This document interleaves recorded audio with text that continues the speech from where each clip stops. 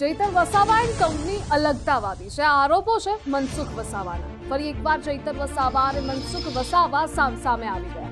ભીલ પ્રદેશની ચૈતર વસાવાની માંગ પર વિવાદ થયો છે.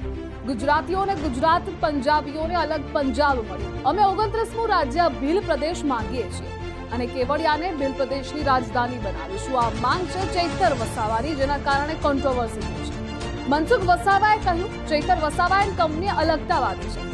બિલિસ્તાનના નામે રાજકીય મુદ્દો તે ઉભો કરે છે. દિલ્હીમાં પણ આમ આદમી પાર્ટીના નેતાએ ખાલિસ્તાનને સપોર્ટ કરે છે. આજે દેશ અખંડ છે, દેશ એક છે, મજબૂત રાષ્ટ્ર બન્યું છે. આજે મજબૂત ભારત છે. આવા અલગતાવાદી તત્વો દેશને પાછો તોડી નાખશે.